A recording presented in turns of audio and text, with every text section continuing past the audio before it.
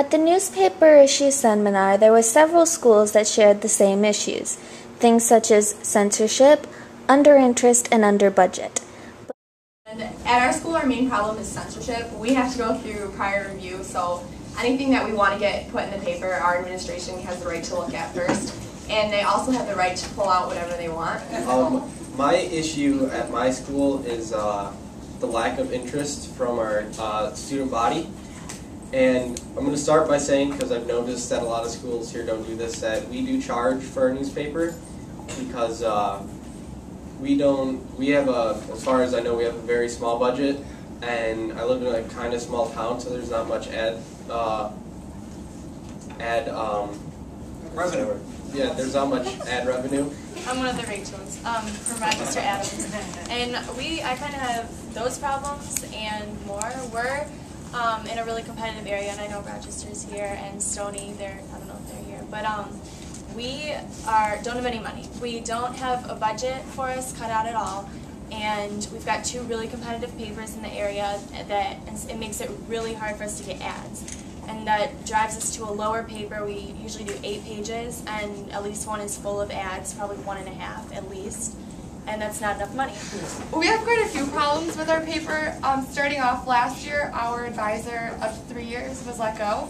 So within our school district, 53 teachers were cut between 2 schools, or 2 high schools. So there's been a lot of cuts, and so my advisor for next year is an English teacher, never taught journalism, doesn't really know, doesn't know InDesign, Photoshop, any of those programs at all, so that's an issue. We had the budget cuts, but we have moved online, but we're still having issues, of course, like everybody else on here, selling ads and making revenue on our paper. But one of the high schools had a very interesting story to tell about how some parents reacted to their newspaper. The problem that my school is facing doesn't share the same nature as a lot of these problems, but basically what happened was we have a paper that has no prior review. The only person who reads it is our advisor, Mr. Sapp. So what happened was we had a photo in I believe it was entertainment page about our school instituted new dance rules because kids were going to the preferred technique of grinding. You guys are awful. I just want to say. Dance. I'm sorry. And so so because of this, no one went to school dances, and they migrated to a local teen club, which was even worse than what was going on in school dances. So there are pictures published in our paper of said technique taking place. And that angered a group of community members who argued that it wasn't appropriate for freshmen coming into the school. And then they proceeded to cite other things on an online blog that they created. You can check it out yourself. It's pretty entertaining. It's called cleanupdhs.blogspot.com. Oh, yeah.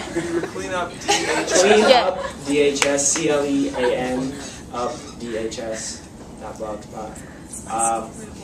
And so that happened, and we asked them a couple times to come in and talk to our class, write letters to the editor. They didn't do either of those.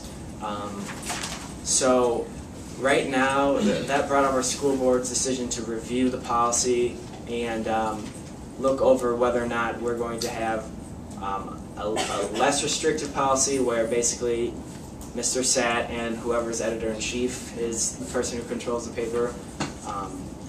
Ideally, the student more so than Satt, even though he does a lot. So it's a choice between that or a policy where our principal reads every publication, newspapers, plays, posters that go on the wall, everything that students make, he has to read. And that's what this group of parents wants. So I've been going to board meetings all summer long, watching them freak out. You're a good man.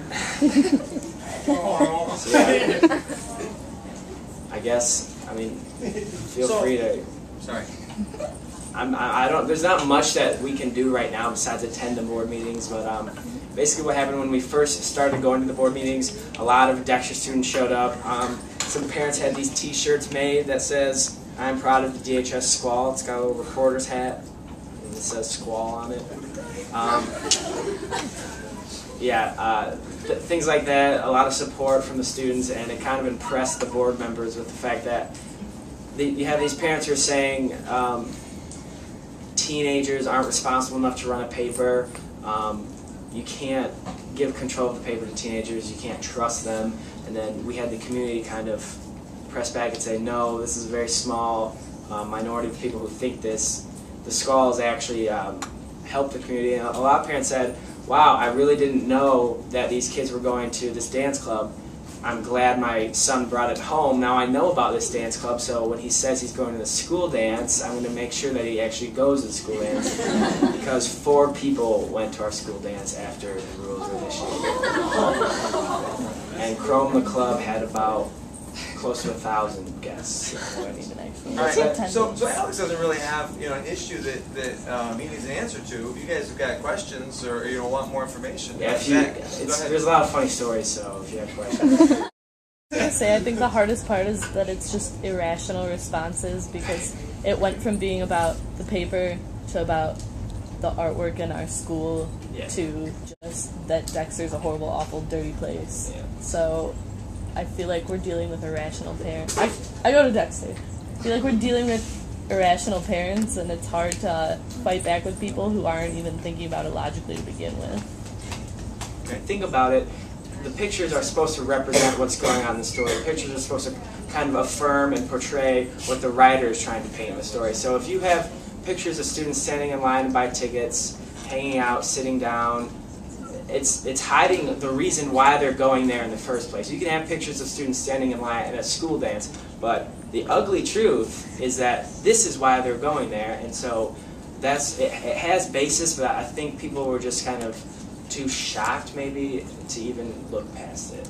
It might seem kind of cowardice that you're backing down, but have you thought of like an apology, or have you just been fighting it full on?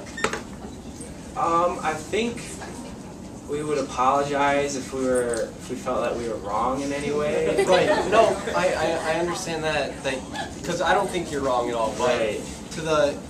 Obviously to the people making the major decisions, and not so much the mass, but what they think is that you were wrong. And I believe in fighting for what you believe in, but to me there's a time where you have to know enough's enough. And honestly, if it was my publication and I was at the risk of getting not only my paper but every piece of art or anything like that, if that was at risk of prior review, I would feel that it would be responsible to take that shot and just say, hey, you win this one, let me write my paper. I understand, but I feel like when you're talking about responsibility, I think a paper does have a responsibility to tell parents about things, whether they're,